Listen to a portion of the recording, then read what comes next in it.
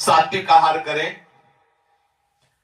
जो ऋतु की सब्जी है उसी का प्रयोग करें, ऋतु के फल का ही प्रयोग करें, जो ऋतु का नहीं है उस फल का प्रयोग न करें, जो केमिकल आदि डाल करके बहुत वर्ष, महीने 2 महीने 4 महीने तक बाद में भी चलाए जाते हैं। अब जैसे ऋतु नहीं है किसी फल का और वो फल है तो वो हमारे योग्य नहीं है। ऋतु का फल भले हो, जैसे आंवला या कोई भी ऐसा आपको खट्टा भी लग रहा तो आपके ब्रह्मचर्य की हानि नहीं होगी, क्योंकि ऋतु का फल है और प्रकृति वैसे ही देती जैसे शरीर की आवश्यकता होती है।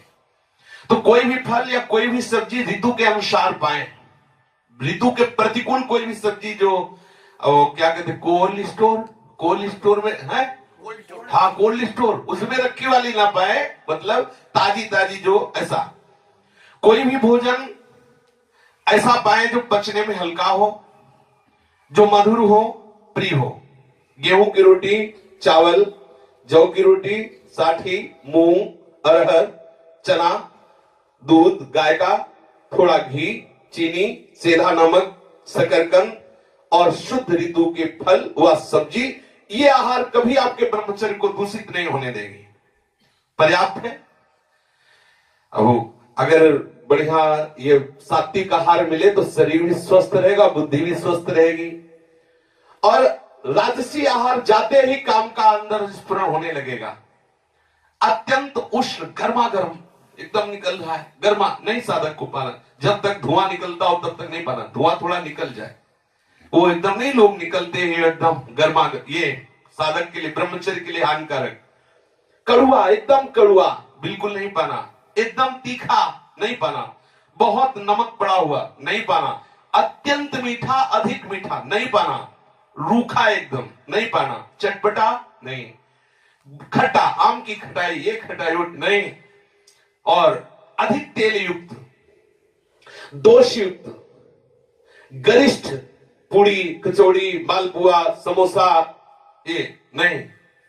जो कचौड़ी पूड़ी मालपुआ, ये लाल मिर्च बिल्कुल नहीं, हींग नहीं, विशेष तेल का प्रयोग नहीं, प्याज लहसुन का तो किसी भी तरह से प्रश्न नहीं, गाजर नहीं, उर्द नहीं, सरसों का अधिक सेवन नहीं, कोई भी मसाला नहीं, मांस मछली कछुआ अंडा शराब चाय कॉफी कोकीन चरस चंडू ये सब नहीं। ये आहार पाते ही आपको चंचल बना देगा, कामी बना देगा, क्रोधी बना देगा, लालची बना देगा, पापी बना देगा। आप पाके देख लीजिए पक्का। जो ये अत्यंत उष्ण कड़ुआ तीखा नमकीन अत्यंत मीठा रूखा चटपटा खट्टा तेल युक्त दोष युक्त गरिष्ठ पूड़ी कचौड़ी मालपुआ खट्टा लाल मिर्च तेल हींग प्याज लहसुन गाजर उड़द सरसों मसाला मांस मछली कछुआ अंडा शराब काफी डाफी और कोकीन और चरस और चंडू और सभी सब, ये सब पाने वाले कभी ब्रह्मचर्य नहीं रह सकते। इनसे निश्चित पाप के आचरण बनेंगे, रोग शोक दैन्य बढ़ेगा, आयु तेज सामर्थ्य सौभाग्य नष्ट होगा। राजसी पुरुष कभी ब्रह्मचारी नहीं हो सकता। और तामसी राजसिक आहार भी मिलता है। तामसिक आहार में जब अधिक मात्रा में गर्मा गर्म पाया जाता है तो तामसिक ही हो जाता है।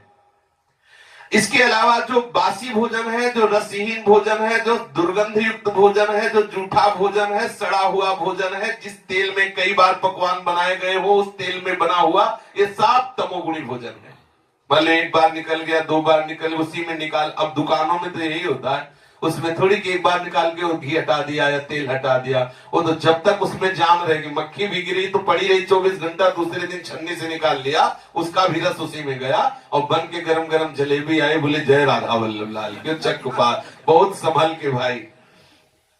एक घी या तेल के पदार्थ जो जिससे कई बार निकाला जा चुका है वो पकवान तमोगुणी हो जाता है, घृणित हो जाता है, निंदनीय हो जाता है, उसे नहीं पाना चाहिए। तामसिक आहार बिल्कुल ब्रह्मचर्य के लिए घातक है और राजसिक आहार भी।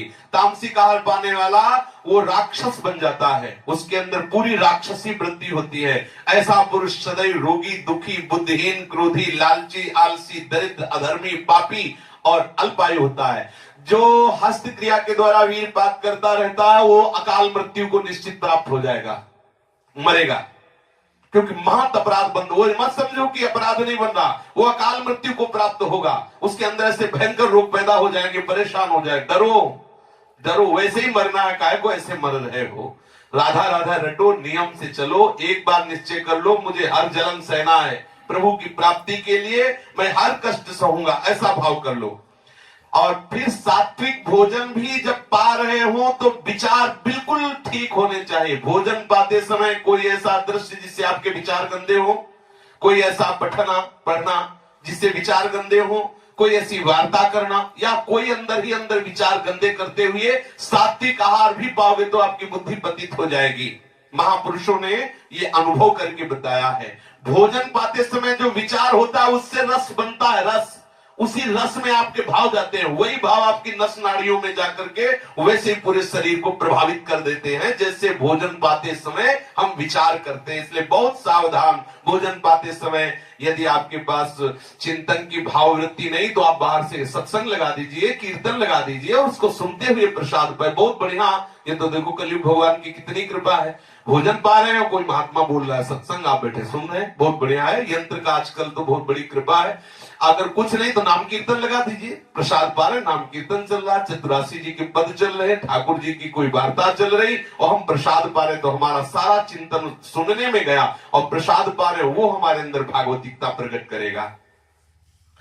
जो साधक ब्रह्मचर्य रहना चाहता हो, सबसे पहली बात है, वर्णन किया गया था कि एक बार भोजन, किसी ने प्रश्न किया कमेंट में कि एक बार भोजन तो शाम के दूध और कुछ फलाहार चल जाए, वैसे हमारी राय एक बार भोजन की नहीं है, अपने अपने भाव होते हैं। हमारी राय है आप भले 2 बार पाइए लेकिन आपका प्रिया प्रीतम से चिंतन हट के भोजन में न जाए। प्रिया प्रीतम आप एक बार पाते हैं, 14 रोटी दबा के पा लिए तो ठीक नहीं है, आप उसे 7-7 कर लीजिए, 6-6 कर लीजिए, 3-3 कर लीजिए, जितना आपसे बन जाए। भोजन का चिंतन नहीं होना चाहिए, भजन में भोजन विक्षेप ना बने, ना तो भूखे रहने में ना छके रहने में, ये साधक को खुद देखना है। और शरीर की बात, बोले 2 ही रोटी पानी है और वहां 2 रोटी छुन्न से हो गई, पता ही नहीं चला कहां गई। अब हर चिंतन बन रहा कि कब 6 बजे 2 और मिले। भैया हमें ऐसी साधना में कोई भी लगाव नहीं है, 2 की जगह चुपचाप 4 डाल लो, राधा राधा जपो 6 घंटे 8 घंटे, फिर आवे तो फिर 2 डाल लो, इसमें कोई हानि नहीं होने वाली। लेकिन उसका चिंतन बने वो हानि का, जैसा हमें कुछ संतों से भी सुना और कुछ अपने भी हृदय की बात कि बड़ी शीतलता मिलती है जब प्रभु का चिंतन होता है, और बड़ी जलन होती है जब विषय का चिंतन होता है। यदि रोटी का चिंतन हो तो ऐसा व्रत आग लगे, हमें नहीं चाहिए वो व्रत, हमें श्री जी का चिंतन चाहिए। तो थोड़ा ये देख करके कि आपका चिंतन भोजन का ना हो, इतना भोजन ना बहुत कम हो, युक्ताहार क्यों प्रभु ने लिखा है, इसीलिए लिखा है। 2 समय भोजन बहुत बढ़िया रहता है। पहला भोजन 10 से लेकर 1 बजे के बीच में हो जाना चाहिए, इसके पहले कोई भी चाय नाश्ता ये सब नहीं होना चाहिए, पक्का। 2 बार तो फिर 2 ही बार है, आपको जो भी पाना है वो सब लेके, हमने ऐसे संतों के दर्शन भी किए हैं कि जैसे कोई कुछ दे रहा है और उस आश्रम में है तो लेके रख लिया, लेकिन पाएंगे वो 1 बजे ही, बीच में नहीं कि जो मिला वो बन पाते, ऐसे थोड़ी थोड़ी देर में बंदर की तरह मुंह चलता रहे, साधकों का नियम नहीं है, उसे रख लीजिए। आप 2 ही बार पाए तो सिर्फ 2 ही बार पाए, 1 बार पाए तो सिर्फ 1 बार पाए, जो भी पाना है 1 बार पाए, जो भी पाना है 2 बार पाए, वो नियम आप रखें। दिन का भोजन 10 से 1 बजे के बीच में हो जाना चाहिए और रात्रि का भोजन 8 बजे के पहले ही हो जाना चाहिए, 8 बजे के बाद नहीं होना चाहिए। 8 बजे के बाद उसमें पचने में दिक्कत पड़ेगी, कब्ज बनेगा, ब्रह्मचर्य घातक बात होगी। यदि आप 1 बार भोजन करते हैं तो सर्वोत्कृष्ट बात है, पर 2 बार भोजन करें तो आप देख लीजिए 10 से 1 बजे के बीच दिन में और रात्रि में 8 बजे के पहले।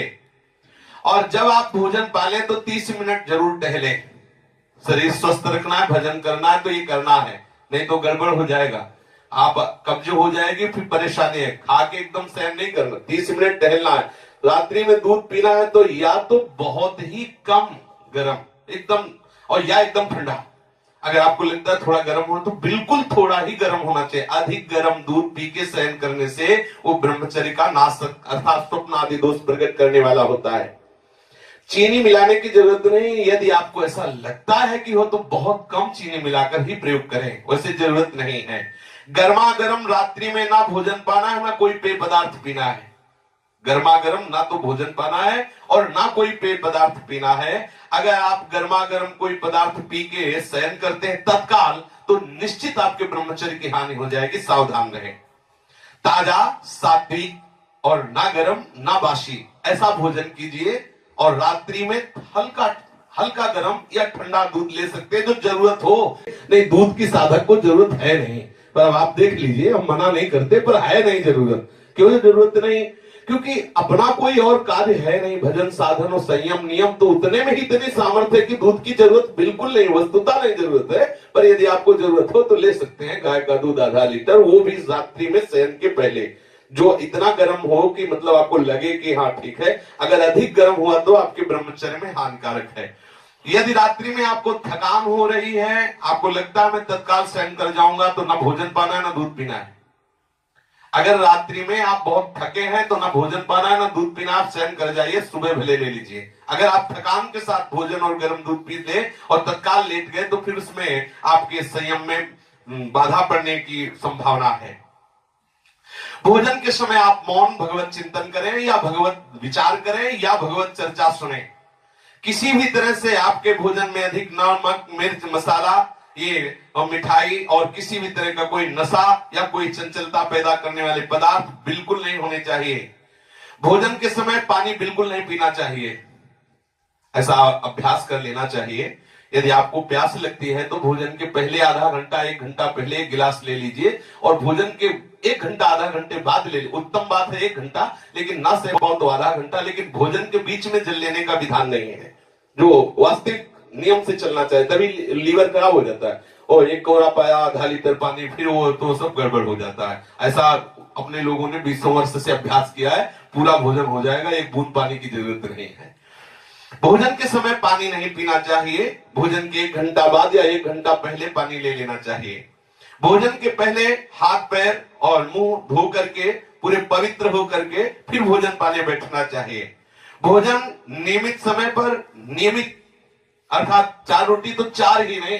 अब ये नहीं होना चाहिए कि यार भूख ज्यादा लगी 6 कर लो, नहीं, नियमित आहार नियमित होना चाहिए। वो भूखे रहो, भजन करो, बढ़िया रहेगा। जितना एक नियम बना लो भोजन का उतना। राह चलते हो भोजन नहीं पाना, खड़े होकर भोजन नहीं पाना, लेट कर भोजन नहीं पाना, अनुचित चिंतन करते हुए भोजन नहीं पाना, अनुचित क्रिया जहां हो रही वहां देखते हुए भोजन नहीं पाना। प्रातःकाल बिना कुल्ला किए जल पीने का अभ्यास बनाएं। बिना कुल्ला के आप शयन करके उठे,